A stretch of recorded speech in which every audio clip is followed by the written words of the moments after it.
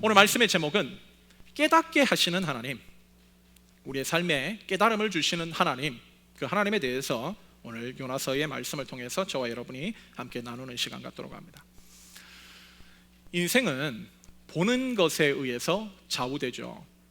우리가 보는 대상, 그리고 그 방식에 따라서 우리의 삶의 방향, 결과까지 달라진다고 할 수 있습니다. 예를 들어서 공부를 잘하는 학생은 같은 텍스트를 보더라도 시험에 나올 만한 문제를 보는 눈을 가지고 있어요. 하지만 그렇지 못한 학생들은 언제나 같은 텍스트를 보더라도 중요하지 않는 부분에만 관심을 가집니다. 그러다가 시험지를 보고 나서야 자기가 쓸데없는 공부를 했다는 것을 깨닫고 절망에 빠지죠. 마찬가지로 사업을 잘하는 사람은 블루칩을 보는 눈을 가지고 있습니다. 그래서 시적절하게 자신의 사업을 잘 꾸려가지만, 그렇지 못한 사람들은 남들 다 빼가고 난 후에 뒤늦게 그 자리에 뛰어들어 큰 손해를 봅니다. 이처럼 우리의 삶은 무엇을 보느냐에 따라 삶의 수준이 결정되고 삶의 결과까지 달라진다고 할 수 있어요. 이것은 신앙의 영역에서도 예외가 아닙니다. 우리가 지난 시간에 살펴본 대로 신앙생활의 성패는 우리의 영안을 뜨느냐 그렇지 않느냐에 따라 결정된다고 할 수 있습니다. 한 눈을 가지고 사는 사람인 육의 사람과 두 눈들을 끄고 살아가는 영의 사람은 겉보기에는 같은 사람처럼 보여도 전혀 다른 사람이라는 거예요. 같은 조류라고 할 수 있는 닭의 눈과 독수리의 눈이 어찌 같겠습니까? 닭은 바로 눈앞에 있는 모이만 겨우 쪼아대지만 높이 나는 독수리는 넓고 강력한 시야로 어마어마한 세계를 봐요. 마찬가지로 영적인 눈을 가지고 있는 사람은 똑같은 하나님의 말씀을 보더라도 하나님의 뜻과 마음이 어디 있는지를 정확하게 읽고 거기에 합당하게 삶으로 반응합니다. 그러나 영안이 닫혀 있는 사람들은 겉보기에는 신자처럼 보여도 하나님과 상관없는 삶을 살아가요. 그러기에 우리 신앙의 성패 역시도 내가 영안이 열린 사람인가 아닌 사람인가에 달려있다고 해도 과언은 아닌 것이죠. 그러므로 우리가 오늘 속히 기도해야 될 내용이 있다면, 하나님 그저 돈 많이 벌게 해주세요, 이 코로나로부터 내 생명 지켜주세요, 오래오래 살게 해주세요 라는 정도가 아니라, 하나님 저 영적인 눈을 뜨고 싶습니다. 이 인생의 위기와 폭풍 가운데서 하나님의 뜻이 어디 있는지 하나님의 시야를 갖기를 원합니다. 하나님 나라를 보게 해주십시오 라고 기도해야 됩니다. 그 기도를 들으시는 하나님께서 우리의 영안을 띄워주실 때 우리의 삶은 저차원적인 육신 중심의 삶에서 벗어나 하나님을 보고 그분께 전심으로 순종하는 고차원적인 하나님의 백성으로 아름답게 세워질 수 있는 것이죠. 오늘 우리가 읽은 이 요나서는 물고기 뱃속에 들어간 요나로 알려져 있는 유명한 말씀입니다. 그러나 이렇게 유명한 말씀임에도 불구하고 막상 이 내용들을 살펴보면 요나라고 하는 사람에 대해 실망스럽기 그지없어요.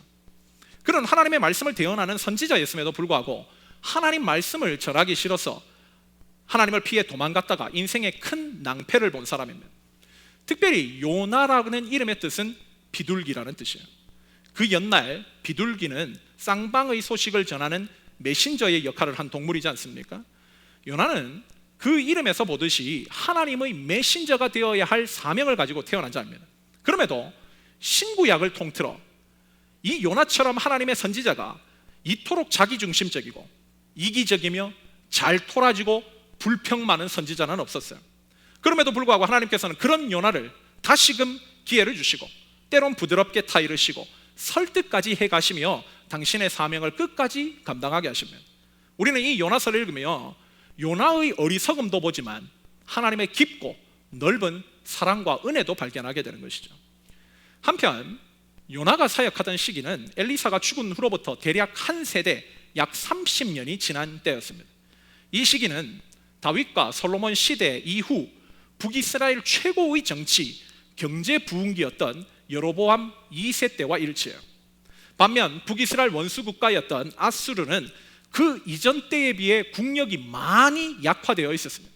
성경이 아닌 역사의 문헌을 보면 요나가 활동하던 시기인 BC 765년경에 아수르에 지금의 코로나 바이러스처럼 전염병이 돌아 수많은 사람들이 죽었고, 그 무렵에 해가 가려지는 일시까지 일어나 아수르 땅이 칠흑과 같은 어둠에 휩싸이는 등 불길한 징조들로 인해서 나라의 근간까지 흔들리고 있었을 때, 그런 때에 하나님께서는 이 요나를 보내서 당신의 심판 메시지를 아수르 백성들에게 전함으로써 그들을 회개시키고자 하신 겁니다.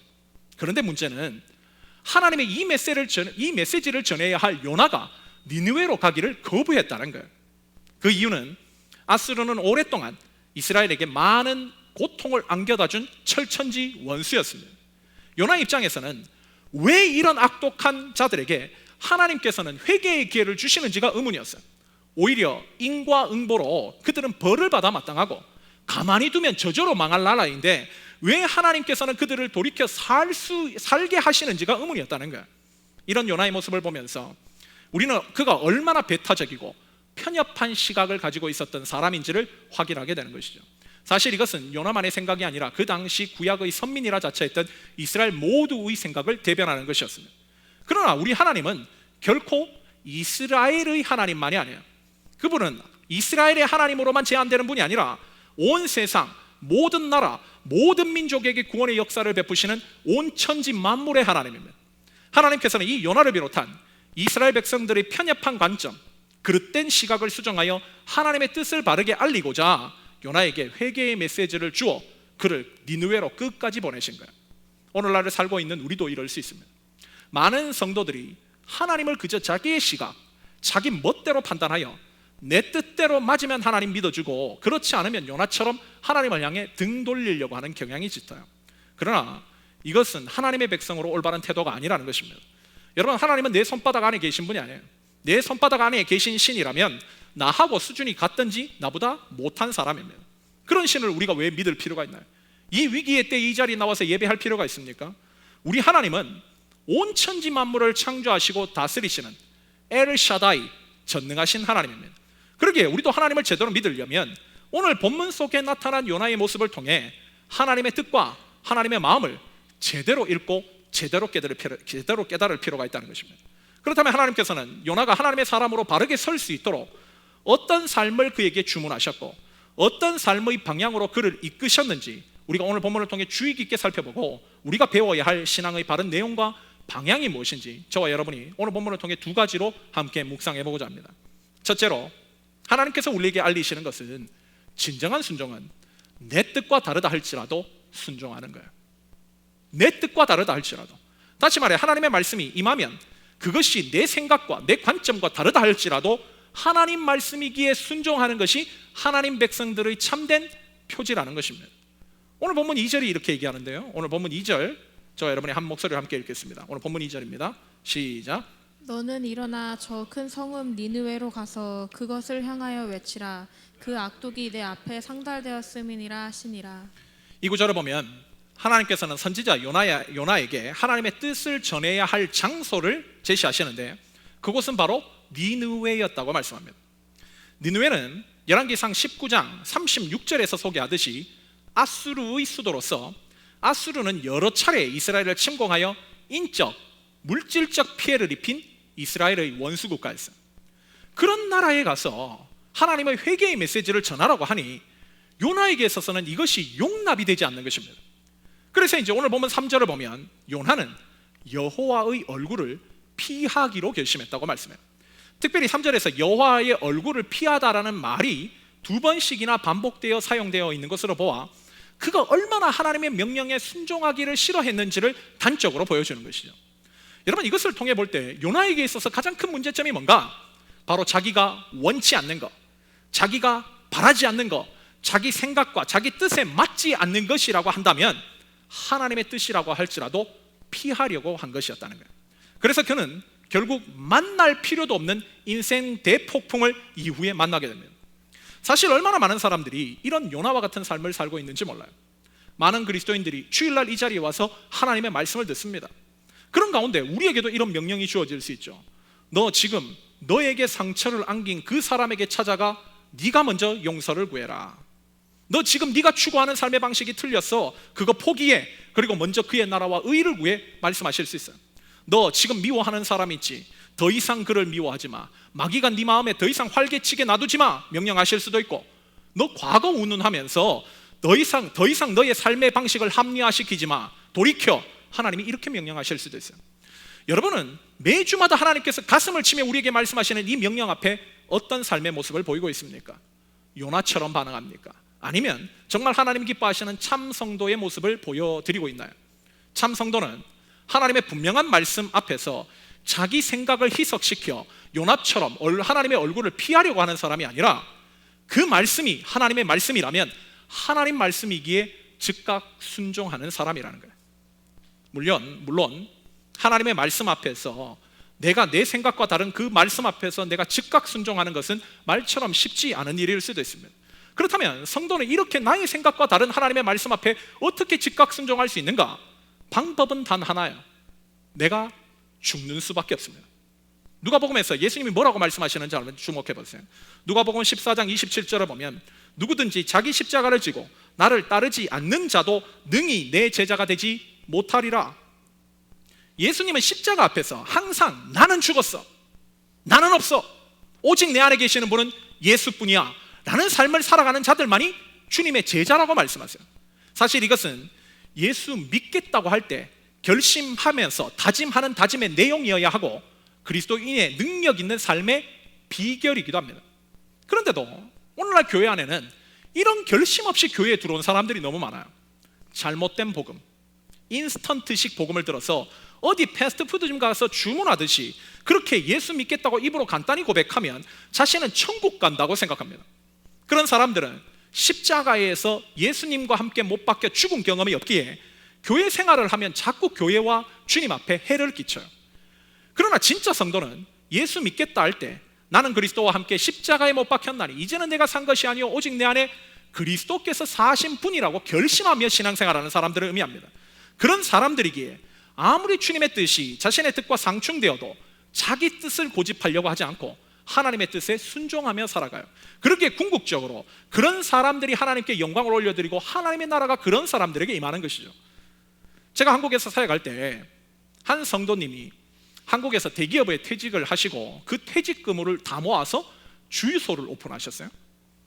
이분은 단 한 번도 사업이라는 것을 하신 적이 없습니다. 거기에 더해 주유소에 대해서는 아예 문외한이에요. 그런 분이 주유소 사업을 뛰어들자 자신이 생각했던 세상과는 전혀 다른 세계가 있다는 것을 깨닫게 됐어요. 그것은 한국에서 주유소 사업을 하려면 지금은 모르겠어요. 그때는 정상적으로 기름을 팔아서는 돈이 안 돼요. 기계도 좀 조작하고 기름도 주유소가 어떠한 대기업의 마크를 달고 있다 할지라도 어디 정체 모르는 싼 기름을 파는 곳에 기름을 받아와서 팔아야지 돈이 되는 거예요. 이 사실을 알고 이분이 신앙적으로 갈등을 하기 시작했습니다. 지금 자신이 예수님 뜻대로 살면 망해요. 그러나 세상과 동화되어 세상의 편법을 사용하면 살 수 있습니다. 어떻게 해야 될까? 여러분은 어떻게 하시겠어요? 결국 이분은 크리스천이기에 자신을 죽이기로 결심합니다. 자신이 오픈한 주유소 회사의 기름을 정확한 금액에 팔아와서 정확하게 팔았고 기계 조작 같은 것은 하지 않았어요. 어떤 일이 펼쳐졌을까요? 얼마 지나지 않아 그분 주유소가 망했습니다. 여러분은 이런 예화를 들을 때 하나님이 이렇게 하면 역사하셔서 그 주유소는 대박 났겠군 하는 기대감으로 이 예화를 들었을지 모르지만 그 집사님의 주유소는 몇 달 못 가서 문 닫았어요. 여러분 착각하지 말아야 할 것이 우리가 하나님의 뜻에 순종하면 무조건 난 세상적으로 더 잘 될 거야 하는 생각은 굉장히 위험한 생각입니다. 오히려 우리가 하나님의 뜻에 순종할 때 가져야 할 생각은 그리 아니하실지도라고 돼야 돼요. 그리 아니하실지라도 이런 생각은 나는 십자가에서 그리스도와 함께 못 박혀 죽었다는 사람만이 할 수 있는 생각이에요. 만약 내가 예수님을 믿는다고 함에도 하나님 믿으면 난 세상적으로 대박 나겠지 라는 생각을 하고 있다면 그 사람은 아직 안 죽은 겁니다. 우리가 하나님의 뜻에 순종하는 이유는 그렇게 하면 그저 세상적으로 내가 부자 되고 내게 대박 나는 일어나는 일을 기대하기 때문이 아니라 하나님의 뜻이 옳은 것이기 때문에 그렇게 행동하는 것이 가치 있는 것이기 때문에 순종하는 거야. 여러분 일제시대에 독립운동 하신 분들이 그 독립운동함으로 말미암아 내가 세상적으로 부자 되기 때문에 그 일을 하셨습니까? 절대 아니죠. 그것이 대한민국 국민으로 옳은 일이기 때문에 그것이 대한민국 국민으로서 가치 있는 일이기 때문에 행한 거야. 오늘날 많은 사람들이 하나님을 믿으면 세상적으로 부자 되고 대박 나는 것만 꿈꾸고 하나님을 믿는다고 하고 있어요. 이런 것은요 아주 친일파적인 생각이에요. 성경은 그런 복을 약속하고 있지 않습니다. 오히려 성경은 성도가 순종하면 고난받는데요 고통을 당할 수 있다는 거예요. 인생의 폭풍이 온다는 거예요. 그러나 지금 그렇게 하는 일을 통해서 즉 하나님 앞에 순종함을 통해서 세상적으로 대박 나는 것이 아니라 고통과 고난이 와도 하나님께서는 한 가지 복을 약속하신 것이 있어요. 그게 뭔가? 여호와 이레의 축복이 만돼요. 즉 하나님 앞에 순종하면 고통과 고난을 받을 수 있지만 결국 궁극적으로는 여호와 이레의 복이 임한다고 성경은 약속합니다. 여러분, 여호와 이레가 뭐예요? 바로 하나님의 예비하심이죠. 성도가 하나님의 뜻에 순종하면 세상적으로 고통과 고난을 받을 수 있지만 궁극적으로는 하나님께서 나를 위해 예비하신 여호와 이레의 복을 경험해요. 방금 전 설명한 그 집사님의 예를 다시 들자면 그분께서 모든 퇴직금을 쏟아부어 만든 그 주유소를 하나님 믿는 자녀답게 원리 원칙대로 운영했습니다. 그래서 결과적으로 망했어요. 그러면 망하고 끝인가? 그렇지 않았습니다. 그 망한 다음에 그분의 안타까운 소식을 들은 또 어떤 성도님이 그 집사님을 찾아가 식당을 한번 운영해보라고 권유했습니다. 수원에 새로운 기업들, 중소기업들이 와서 이렇게 세워지는 어떤 단지가 있는데 거기서 식당을 한번 권유해보라는 거예요. 거기 좋은 자리가 있다고. 결론적으로 얘기하면 그것이 바로 그분을 향한 여호와 이레의 복이었어요. 그 집사님은 주유소를 처분하고 남은 그 얼마 안 되는 돈을 가지고 작은 식당을 개업합니다. 그리고 그분의 아내와 함께 정직하게 음식점을 운영했어요. 그러자 그분의 식당이 정상적인 재료를 쓰고 건강식을 만든다는 소문이 중소기업에 다니는 사람들 가운데 입소문으로 조금씩 나기 시작하더니 결국 몇 년 후에 그 집이 어떻게 보면 맛있는 소문난 맛집으로 소문이 나기 시작했어요. 여러분, 이 모습을 보면서 제가 깨달은 것은 하나님께서 성도가 십자가를 지고 믿음의 길을 걸어가면 고통과 고난을 당할 수 있지만 하나님 예비하신 여호와 이레의 축복이 궁극적으로 임한다는 사실을 저는 깨닫게 됐습니다. 많은 사람들이 하나님의 축복을 원해요. 기도하기를 자기도 여호와 이레의 복을 받기를 원한다고 기도합니다. 그러나 그 사람들이 모르는 것이 있어요. 그것이 뭔가? 하나님의 축복은 아무렇게나 오지 않는다는 거예요. 먼저 하나님의 뜻과 상충되는 자기의 자아의 죽음을 십자가를 통해 경험한 사람들만이 결국 그 은혜를 경험한다는 거예요. 그 십자가의 길을 통과하면서 자기 이성이 깨어지고 두꺼운 고집의 가죽이 벗겨지는 그 죽음의 과정을 겪어야 그 복이 임한다는 거예요. 하나님의 뜻 앞에서 이제 나는 죽습니다 라는 마음으로 하나님 앞에 엎드려질 때 하나님께서는 결과적으로 여호와 이레의 복을 그 성도들에게 허락하시는 겁니다. 오늘 이 자리에 있는 여러분들도 이런 삶과 오늘 본문 속에 나타난 요나의 삶을 비교하면서 나는 과연 어떤 삶을 살고 있는지 한번 돌아봐야 돼요. 나를 향한 하나님의 분명한 뜻이 있음에도 불구하고 내가 가진 감정, 내가 가지고 있는 생각, 내가 기대하는 것, 내 마음이 원하는 것과 맞지 않는다고 해서 그 뜻을 지금까지 거부해오고 불순종하고 있었다면 그 사람은 여호와 이레의 복을 받기 힘들어요. 혹시 내가 그런 모습 때문에 하나님의 여호와 이레의 복이 하나님께서 다 예비하여 놓으셨음에도 불구하고 받지 못하고 있는지 돌아봐야 된다는 거예요. 예수님 말씀에 의하면 이런 삶은 결코 주님의 제자라고 할 수 없고 하나님 말씀대로 행할 때 오는 여호와 이레의 축복과도 무관한 삶이라고 할 수밖에 없습니다. 여러분이 정말 하나님의 선하심을 믿는다면, 또한 하나님이 나의 생각보다도 높고 깊고 넓은 그 지혜를 가지고 계신 분이심을 믿는다면 우리는 속히 오늘 나에게 말씀하시는 하나님의 뜻에 내 뜻을 포기하고 하나님이 나에게 순종하시는 말씀에 즉각적으로 순종하는 삶을 살아야 돼요. 그때 하나님께서는 그처럼 행하는 자에게 그 선택이 얼마나 복된 것인지를 깨닫게 하실 뿐만 아니라 여호와 이레의 복을 주시는 거예요. 이것이 바로 오늘 본문이 우리에게 주고 있는 첫 번째 메시지죠. 둘째로 오늘 본문을 통해서 우리가 한 가지 더 깨닫는 것이 있다면 성도의 신앙은 결코 내려가는 쪽이 되어서는 안 된다는 거예요. 성도의 신앙의 방향은 절대 내리막이 되어서는 안 된다는 거예요. 오늘 본문 3절이 이렇게 얘기하는데요, 우리 3절 한 번 더 읽도록 하겠습니다. 오늘 본문 3절입니다. 함께 읽습니다. 시작. 그러나 요나가 여호와의 얼굴을 피하려고 일어나 다시스로 도망하려 하여 욥바로 내려갔더니 마침 다시스로 가는 배를 만난지라. 여호와의 얼굴을 피하여 그들과 함께 다시스로 가려고 배삭을 주고 배에 올랐더라. 이 구절을 보면 요나가 하나님의 얼굴을 피해 다시스로 떠나는 배를 타기 위해 욥바로 내려갔다고 말씀합니다. 다시스는 지금 하나님이 가라고 하는 니느웨와 정반대 방향이죠. 근데 3절을 보면 그 다시스로 가기 위해서 내려갔더니라고 얘기하고 있어요. 여기 내려갔더니에 사용된 히브리어 야라드는 어원적으로는 지형이 높은 곳에서 낮은 곳으로 내려가는 것을 의미하지만 메타 랭귀지로는 영적 침체를 상징하는 단어예요. 이 단어가 오늘 저와 여러분이 읽은 이 1장 본문에서 무려 4번이나 사용됩니다. 3절에서 요나가 욥바로 내려갔어요. 그리고 그는 백삭스를 주고 배를 탑니다. 한글 성경에서는 배에 올랐다고 되어 있지만 잘못된 번역이에요. 히브리어 원문에는 야라드입니다. 배에 내려갔다는 거예요. 또 5절에서 요나는 배 밑층으로 내려갔고 6절에서는 그가 바다 해적 깊은 산이 있는 곳까지 내려갔다고 말씀해요. 즉 성경은 의도적으로 요나가 지금 영적 침체에 깊이 빠져 있음을 표현하고 있는 거예요. 그렇다면 요나가 이런 영적 침체에 깊이 빠져들게 된 그 첫 단추가 뭐였을까요? 그것은 바로 여호와의 얼굴을 피하고자 한 거예요. 요나는 아마도 하나님의 Universal Omnipresence, 즉 전우주적 무소부재하심을 모르고 그분을 이스라엘 땅에만 계시는 a local God, 지역 신 정도로 생각했을 것 같아요. 그래서 이 이스라엘 땅만 벗어나면 하나님을 피할 수 있다고 여겼을지 모르겠어요. 간혹 교회 다니는 사람들 가운데 이 요나처럼 하나님의 말씀이 뭔가 부담스럽고 그 말씀에 순종하기 싫으면 교회를 떠나는 경향이 있어요. 그러면 하나님을 피할 수 있다고 생각하는 거예요. 지금 요나가 그랬다는 거예요. 더 흥미로운 것은 오늘 보면 3절을 보면 요나가 하나님의 말씀을 거역하고 다시스로 가는 배를 타려고 욥바로 내려갔을 때 마침 다시스로 떠나는 배가 거기 대기하고 있었다는 겁니다. 요나는 이 상황을 보면서 지금 운수대통이라고 생각했을 거예요. 하나님으로부터 도망가는 과정에서 모든 것이 지금 순탄하게 풀리는 것이다 이렇게 여겼을 겁니다. 그런데도 하나님은 요나를 가만히 놔둬요. 왜 그랬을까?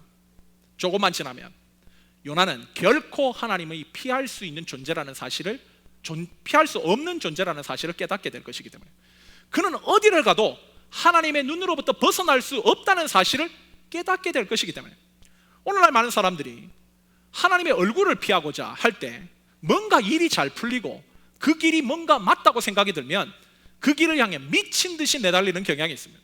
그러나 그 선택은 그야말로 죽음의 선택이에요. 폭풍이는 바닷속에 뛰어드는 것과 같은 선택입니다. 사실 요나는요, 그래도 감사한 것이 빨리 돌아왔어요. 이렇게 침체에 빠져서 3일 만에 돌아왔으면 정말 빨리 돌아온 거예요. 거의 기적에 가까운 돌아옴입니다.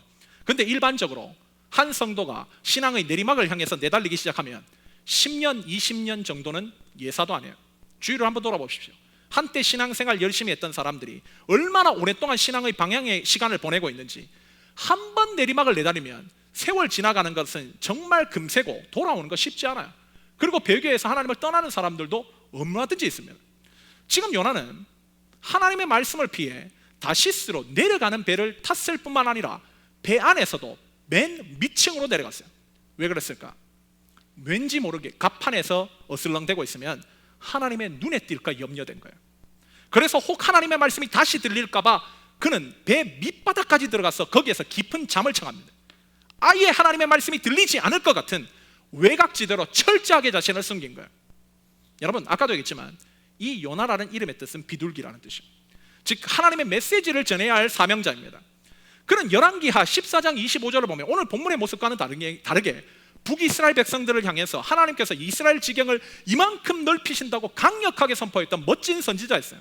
그런 그가 오늘 본문 속에서 하나님에 대해서 이렇게까지 무지하나 할 정도로 무식한 모습을 보입니다. 너무나 변질된 모습을 보여요. 어떻게 하다 이렇게 됐는가? 아까도 얘기했지만 바로 내리막을 선택했기 때문에, 영적 침체의 길을 선택했기 때문입니다. 여러분, 그리스도인들이 영혼이 어두워지는데 그렇게 오랜 시간 걸리지 않습니다. 하나님 말씀에 순종하기 싫다, 하나님 말씀에 듣기 싫다, 피곤하다, 오늘은 쉴란다, 마음의 내리막을 선택하는 그 순간부터 우리의 영혼은 부패하기 시작해요. 그래서 그렇게 그전에는 뜨겁고 열심이었던 사람도 말도 안 되는 짓을 하고 맙니다. 그래서 성경에서는 우리의 마음을 지키는 것이 얼마나 중요함을 강조하기 위해서 첫사랑 첫마음이라는 단어를 계속 반복해서 사용하는 거예요. 우리가 자주 봤던 계시록 2장 에베소 교회의 모습도 한번 보십시오. 계시록 2장 2절부터 3절을 보면 에베소 교회의 모습을 소개하는데 얼마나 아름다운 교회인지 몰라요. 매우 모범적인 교회였습니다. 이단들로부터 진리를 수호하는 일에 무엇보다도 앞장섰어요. 이 에베소 교회는 지금으로 치면 신천지가 아무리 와도 흔들리지 않는 교회입니다. 진리의 굳건히 서 있는 교회예요. 얼마나 아름다워요. 이런 교회가 있다면 얼마나 복된 교회입니까? 거기에 더해 주님의 이름을 위하여 견디고 게으르지 아니하는 참으로 모범적인 교회, 좋은 교회였습니다. 그런데 2장 4절부터 분위기가 싹 달라지기 시작해요. 계시록 2장 4절을 보면 그러나라는 문장으로 시작합니다. 그러나 뭔가 바뀌었다는 거예요. 이 말은 앞에서 칭찬받을 만한 모습에서 뭔가 변질되기 시작했다는 거예요. 내리막길을 향해서 뭔가 내달리기 시작했다는 거예요. 너를 책망할 것이 있나니 너의 처음 사랑을 버렸느니라. 그리고 5절에서 그러므로 어디서 떨어졌는지를 생각하고 너 어디에서 첫사랑 버리고 내리막을 향해 내달렸어. 거기를 곰곰이 생각해 보라는 거예요. 그리고 속히 회개하여 처음 행위를 가지라. 만일 그리하지 아니하고 회개하지 아니하면 내가 내게 가서 네 촛대를 그 자리에서 옮기리라. 무서운 주님의 경고죠. 많은 성도들이 하나님을 그저 사랑이라고만 배워서 자기네들이 정신 나간 행동하고 말도 안 되는 짓 해도 주님은 자기를 구원할 것이라고 생각하는데, 그렇게 믿으십시오. 이런 주님의 말씀은 그런 믿음은 어린 반푼어치도 없는 망상임을 일깨워주는 거예요. 그런 사람들은 제발 예수님의 비유를 좀 읽어보기를 제가 추천합니다. 예수님 비유 중에는요, 충격적이게도 하나님을 내가 믿는다, 예수를 믿는다고 하는 사람들 중에 구원 탈락자가 무려 50%에 달해요. 마태복음 25장 1절에 나오는 10처녀 비유에도 5명은 구원받고 5명은 구원을 받지 못했습니다. 마태복음 24장 41절에 나오는 맷돌 가는 여자의 두 여자 비유 가운데도 1명은 구원받고 1명은 구원받지 못해요. 즉 50%는 탈락자였다는 거예요. 이들은 하나같이 입으로 자기는 예수 믿는다고 한 사람들이에요. 구원받는다고 생각했던 사람입니다. 그러나 주님 말씀에 순종하지 않고 자기 멋대로 살았더니 이런 자들에게는 구원이 안 주어지더라는 거예요. 오늘날 얼마나 많은 사람들이 이 50%에 해당되는 삶을 사고 있는지 몰라요. 저는 50%가 넘는다고 생각해요. 80%에 가깝다고 생각합니다. 얼마나 많은 사람들이 비록 자기의 몸은 신천지에 안 있다 할지라도 얼마나 신천지와 같은 믿음을 가지고 살아가는지 모릅니다. 이단에 빠져 멸망에 이르는 생각 붙들고 있고 세상을 사랑한 나머지 주님을 향해 등지고 살아가고 있고 나중에 가서는 이런저런 이유로 주님을 향해 포기해버린 신앙인들 얼마나 많아요. 여러분, 처음 신앙생활 할 때는요, 누구나 뜨거워요. 누구나 뜨거워요. 오히려 처음에는 목회자로서 너무 열정적이라 걱정이 될 정도입니다. 처음 주님 믿고 성령 불 받으면 감탄스러울 정도로 열심히 주님 일을 합니다. 온 교회와 나라를 지 혼자 다 살릴 것 같은 열정을 가지고 있어요. 예배의 자리에서도 앞자리 앉고 봉사도 참 열심히 합니다. 그런데 시간이 흐르면 조금씩 달라지기 시작해요. 첫 마음을 못 지켜 열심의 강도가 점점 약해지기 시작하고 주님 따라가는 속도가 점점 느려지기 시작합니다. 그러다 점점 뒤로 물러가고 가끔 성경 공부에 빠지는 것도 모자라 아예 나오지 않고 심지어 주일 예배까지 안 나와요. 여러분, 우리가 잊지 말아야 할 것은 신앙생활 한두 달 정도 하는 거면 그렇게 해도 돼요. 그냥 반짝 열심히 하고 끝내면 됩니다. 근데 신앙생활은 그런 게 아니에요. 우리의 삶 전체의 프로세싱이 담겨 있는 게 신앙생활이에요.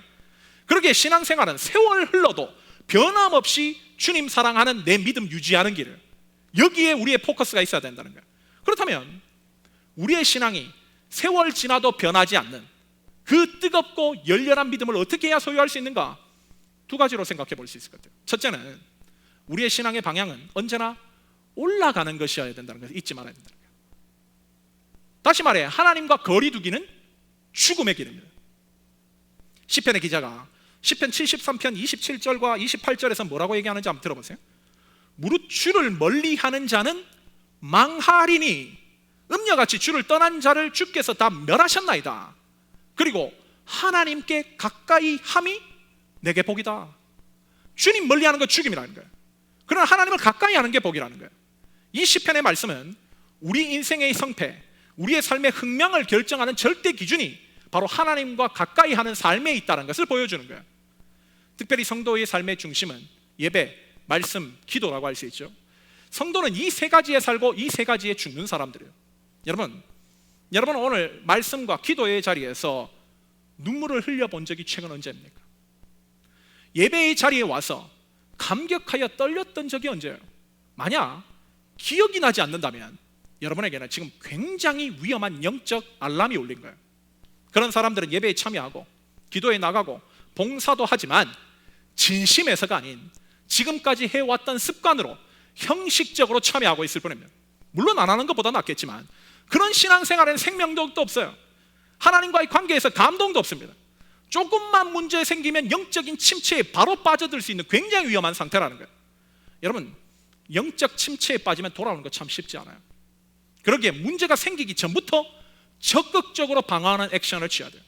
그러기에 오늘부터 여러분이 기도해야 될 내용은 그저 코로나로부터 지켜주세요, 뭐 2020년 복되게 해주세요, 이 정도 따위가 아니라 하나님, 저에게 2020년 이 주어진 1년 동안이라도 예배에 대한 목마름을 잃어버리지 않게 하소서, 말씀에 대한 나의 갈망을 놓치지 않게 하소서, 기도의 자리에서 성령님을 만나는 만남을 잃어버리지 않게 하소서. 이 기도로 바뀌어야 된다는 거예요. 이렇게 간절히 기도하고 언제나 어떤 상황 속에서든 오로지 하나님께 올라가는 삶의 자리를 선택할 때에 하나님의 임재 안에서 그분의 뜻 안에 거할 뿐만 아니라 우리의 삶은 죽음을 뛰어넘어 하나님의 나라가 임하는 대역사를 경험할 수 있다는 것, 이것이 바로 우리가 첫 번째로 행해야 할 실천 사항이라는 거예요. 두 번째로 우리의 신앙이 식지 않으려면 잘못했으면 즉각 회개하라는 거예요. 이게 내리막으로 내달리지 않는 길이라는 거예요. 요나는 폭풍이 자신에게 닥치자 그 재앙의 이유가 바로 자기 때문에 일어난 일임을 정직하게 시인합니다. 물론 그는 제비 뽑기가 우연의 결과로 치부해버리고 지금 닥치고 있는 재난과 위기를 나와 무슨 상관이 있냐고 발뺌할 수 있었어요. 하지만 요나는 지금 일어난 이 재앙이 그 책임이 자기에 있음을 정직하게 시인함으로써 이 문제의 해결의 실마리를 찾게 돼요. 그 이후에 요나가 자기를 바다에 던지라는 제안은 결코 좋은 제안은 아니었어요. 하지만 그가 자기의 죄를 정직하게 시인한 행동만은 배와 배에 탄 모든 사람들이 봉착한 위기를 타개하는 데 있어서 매우 중요한 전환점이 되는 건 사실이에요. 여러분, 성도가 범죄하는 것은 매우 슬픈 일이죠. 그러나 더 큰 슬픈 비극은요, 그 성도가 회개하라는 하나님의 말씀을 들었음에도 회개하지 않는 거예요. 이건 더 큰 비극이에요. 분명 자기의 잘못으로 인해서 지금 자기가 개고생하고 있어요. 크나큰 위기와 어려움이 도래하였고 그로 인해서 자기 주변 사람들까지 지금 힘듭니다. 그런데 자기 잘못을 인정하지 않고 모른 척한다면 이거야말로 성도에게 있어서 더 큰 비극이 어디 있어요? 여러분이 믿고 있는 하나님 누구세요? 모든 것을 아시잖아요. 우리의 마음속에 있는 깊은 것까지도 통찰하시는 전지전능하신 하나님 아니에요? 그런 하나님 앞에서 모른 척 발뺌하고 고집스러움과 불신앙적인 자세를 고수한다면 그 사람에게 남겨진 삶의 마지막 결론은 뭘까요? 죽음뿐이에요. 그러므로 참된 지혜는 문제가 생겼을 때, 깨달았을 때 속히 회개하고 돌이키는 거예요. 여러분, 회개의 기회는요 영원하지 않아요. 많은 사람들이 내일도 회개할 수 있잖아 이렇게 생각하지만 영원하지 않아요. 하나님은 우리가 잘못하면 매를 드세요. 성경을 보면 하나님의 매는요 두 종류예요. 하나로 무조건 때리시는 게 아니에요. 두 종류의 매가 있습니다. 하나는 징계의 매고요, 하나는 심판의 매예요.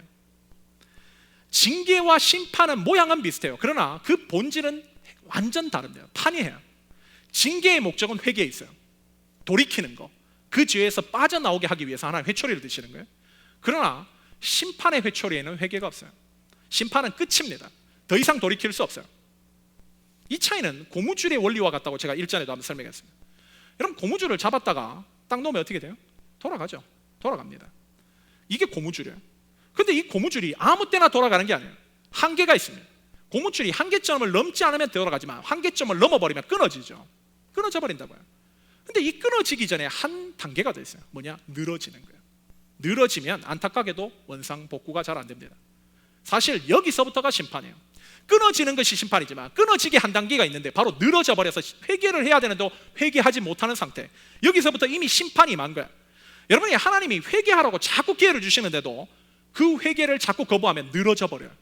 그리고 잘 못 돌아옵니다. 돌아오기가 불가능해져요. 이렇게 되면 망하는 길 외에 없다는 거예요. 특별히 마지막 때를 말씀하고 있는 계시록의 말씀을 보면, 특별히 계시록 22장 11절을 보면 이런 말씀이 있어요. 한번 들어보세요. 불의를 행하는 자는 그대로 불의를 행하고, 더러운 자는 그대로 더럽고, 의로운 자는 그대로 의를 행하고, 거룩한 자는 그대로 거룩하니라. 여기서 강조되고 있는 단어가 뭔지 아세요? 바로 그대로라는 단어예요. 말세가 가까울수록 자신의 삶을 돌이키기가 그토록 어려워진다는 거예요. 이것은 아모스 시대 때도 그랬어요. 특별히 아모스서 1장 2절을 보면 이렇게 말씀합니다. 그가 이르되 여호와께서 시온에서부터 부르짖으며 예루살렘에서부터 소리를 내시니니 목자의 초장이 마르고 갈멜산 꼭대기가 마르리로다. 여기 특별히 여호와께서 부르짖으신다고 하는데 히브리 원문을 보면요, 이 부르짖으신다는 단어가 사자의 포효를 얘기해요. 사자가 으르렁거리면서 소리친다는 거예요. 여러분, 사자의 포효를 직접 들어본 사람은요 가슴이 시립도록 두렵다고 해요. 무섭다고 합니다. 지금 성도에게 회개를 요청하시는 하나님의 말씀을 들을 때 정상적인 성도라면 하나님의 말씀을 사자후로 들을 수 있어야 된다는 거예요. 근데 어찌 된 일인지 아모스 시대 사람들은요 하나님의 말씀을 그렇게 듣지 않고 지나가는 개소리로 들었습니다. 개짓구나, 이 정도로 들었다는 거예요. 저는 사역을 하면서 이 말씀이 정말 맞다는 것을 여러 차례 느낍니다. 목사가 강대상에서 하나님의 말씀을 선포하면 정상적인 선도라면, 내가 만약에 이상한 어떤 세상적인 얘기를 한다면 그것이 뭐 하나님의 말씀으로 들을 필요는 없지만 하나님의 말씀을 얘기하고 있다면 그것을 하나님의 말씀으로 들어야 정상적인 반응인데, 설교할 때나 성경 공부를 할 때를 보면요 자기가 분명 들어야 할 말씀에도 불구하고 회개할 생각은 하지 않고요 실실 쪼개요. 막 웃습니다. 딴짓하고 무시해요. 이런 걸 볼 때 정말 말세에 진짜 성도와 가짜들이 이렇게 구별되는구나, 정말 하나님께서 왜 이 말씀을 하셨는지 알게 되겠구나, 저는 그렇게 느낄 때가 있어요. 여러분, 말세가 가까울수록 성도라고 하는 자들도 자기에게 회개를 요청하시는 사자우와 같은 하나님의 말씀을 사자우로 듣지 않고 지나가는 개소리를 듣고 하나님 말씀을 무시합니다. 그렇게 살아간다는 거예요. 이렇게 살면 망한다고 주님 경고하고 있는 거예요. 정신 차려야 돼요. 우리가 이 시간에 망하려고 이 시간 앉아 있습니까? 우리가 망하려고 이 코로나가 활개치는데 예배자리로 앉아 있나요? 아니잖아요. 하나님 말씀이 무엇을 얘기하시는지 정말 귀를 열고 들을 수 있어야 된다는 거예요. 그러기에 우리가 내리막으로 내달리는 신앙이 아닌 천국을 향해 올라가는 신앙이 되려면 회개하라고 여러분에게 하나님께서 하시는 말씀이 있다면 오늘 이 자리에서 즉각 회개해야 돼요. 우리가 잊지 말아야 할 것은 성도가 죄를 지었을 때 하나님께서 주권적으로 그를 변화시키는 데 일을 하시지만 돌이키는 마음을 갖는 것은 성도 본인의 의지예요. 누가복음에 나오는 탕자의 구원을 보십시오. 아버지의 사랑, 넓은 긍휼과 자비의 마음 때문에 그는 구원을 받지만 그 아버지의 구원을 갖고 오게끔 만든 그 마음을 일으킨 데는 탕자의 돌아오는 의지가 결정적으로 작용하게 만들었다는 거예요. 즉 회개했기 때문에 그 사람에게 구원이 임한 거예요. 사무엘에서도 보듯이 사울과 다윗, 본질적으로 비교하면 다윗이 더 나쁜 놈이죠. 하나님 앞에 더 큰 죄인이에요. 그러나 다윗은 하나님이 주시는 회개의 기회를 붙잡았어요. 그래서 전화위복의 기회로 삼았습니다. 기사회생했어요.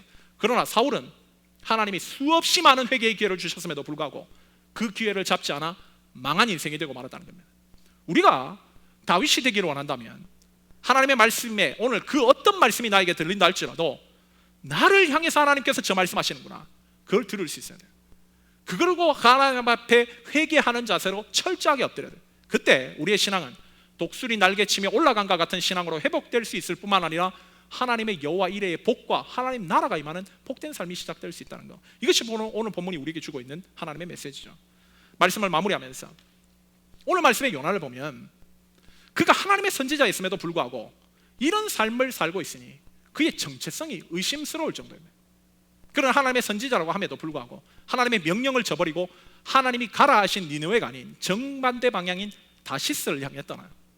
그리고 아예 하나님을 향해 등 돌리고 배 가장 밑바닥까지 내려가 깊은 잠을 청합니다. 하지만 우리가 오늘 말씀을 통해 보듯이 하나님 그렇게 피할 수 있는 분이 아니에요. 하나님은 절대 피할 수 없는 분이기에 그분이 주신 말씀 또한 회피할 수 있는 성격의 것이나 그냥 지나칠 수 있는 유의 것이 아니에요. 요나는 이것을 자신에게 닥친 인생 대폭풍을 통해 깨닫게 됩니다. 하나님은 자신이 절대 피할 수 없는 분이며 그분은 내가 바다 밑바닥까지 가서 숨는다 할지라도 그분의 통치는 그곳에까지 미친다고 요나서 2장의 기도를 통해서 그는 고백하고 있어요. 그러기에 우리가 정말 지혜롭다면 인생의 대폭풍을 만나기 전에, 어쩌면 우리에게 지금 대폭풍이 온 거죠. 코로나는 바이러스. 하나님께서 창세기 13장을 보면 롯을 변화시키기 위해서 그곳에 전쟁을 일으키시는 분이신데, 만약 우리가 믿는 성도라다면 이 바이러스를 통해서 하나님께서 나에게 뭐라고 말씀하시는지 들을 수 있는 사람이 된다는 거예요. 즉 우리가 인생 폭풍을 나에게 더 크게 맞이하기 전에 하나님으로부터 하나님이 나에게 무엇을 말씀하시는지 제대로 깨달을 수 있어야 된다는 거예요. 그 깨달음이 뭐예요? 하나님은 절대 피할 수 없는 분이고 전지전능하신 분이기에 하나님의 말씀이 임하면 내가 취사 선택이 아니라 취사 선택을 하는 것이 아니라 절대 순종해야 되는 것과, 또한 우리의 신앙의 방향은 결코 내리막이 되어서는 안 된다는 것. 그때 우리의 삶에 하나님이 주시는 능력이 펼쳐지고 여호와 이레의 역사가 펼쳐지게 되는 것이죠. 오늘 참석한 모든 새로운 교회 교우들이 요나처럼 하나님의 말씀을 취사 선택해야 하는 자세를 버리고 하나님의 모든 말씀에 적극적으로 순종하는 그런 삶을 사셔서 더 뜨겁고 더 진실한 마음으로 주님과 하나님 나라를 향해 올라갈 뿐만 아니라 한 번밖에 없는 인생, 하나님께 귀하게 쓰임받는 멋진 인생들 되시길 예수님의 이름으로 간절히 축원합니다. 우리 다 같이 한번 기도하도록 합시다.